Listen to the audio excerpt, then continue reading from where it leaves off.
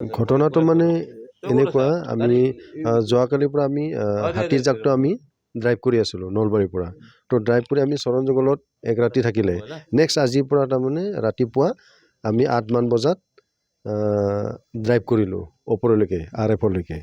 তো ড্ৰাইভ কৰি থকা সময়তে দুটা হাতী ফালৰি কাটি খৈৰাণীত সোমালে। আকৌ পালটো ওপৰত গুচি গ'ল।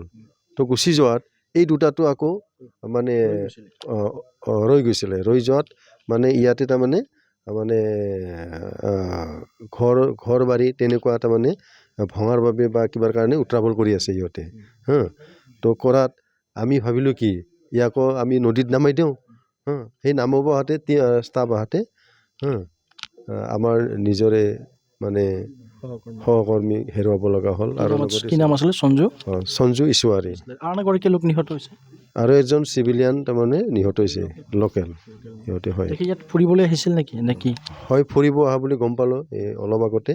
তো আৰু লগতে মানে উপায় নাই, আমি কৰ্তব্য পালন কৰিবই লাগিব। প্ৰথম কথাটো হ'ল যিখিনি আমি দেখা পাওঁ বা আমি যিখিনি ফৰেষ্টৰ লগত কাম কৰি আছোঁ, প্ৰথম কথাটো হ'ল পৰ্যাপ্ত পৰিমাণে আমাৰ ফৰেষ্টক তাৰমানে ছাপোৰ্ট লাগিব। কাৰণ কিয় এইকেইটি মানুহটোৱে তাৰমানে 24 ঘণ্টাই এওঁলোকে অন ডিউটি থাকে। আজি চাওক এই যিটো ঘটনা হৈছে, এওঁলোকে যোৱাকালি ৰাতিপুৱাৰ পৰা হাতীৰ ডিউটিত কণ্টিনিউ আছেই, ৰাতিটো আছে দিনটো আছে। তথাপি হাতীৰ ডিউটিৰ ভিতৰতো যাই পেলাই আজি এনেকুৱা এটা ঘটনা ঘটিছে। কাৰণ যদি আৰু এওঁলোকৰ মাজত যদি পৰ্যাপ্ত পৰিমাণৰ যদি সা সুবিধা থাকিলেহেঁতেন বা ষ্টাফ থাকিলেহেঁতেন বা গাড়ীৰ ব্যৱস্থা থাকিলেহেঁতেন আজি কিছু হ'লেও সকাহ পালোঁ হয় আমি। কিন্তু আজি চাওক এই ষ্টাফো কম, একেবাৰে ষ্টাফ কম, গাড়ীৰ ব্যৱস্থাও কম, যাৱতীয় সা সামগ্ৰী কম বা যিকোনো এই ধৰক বন্দুক বাৰুদো কম।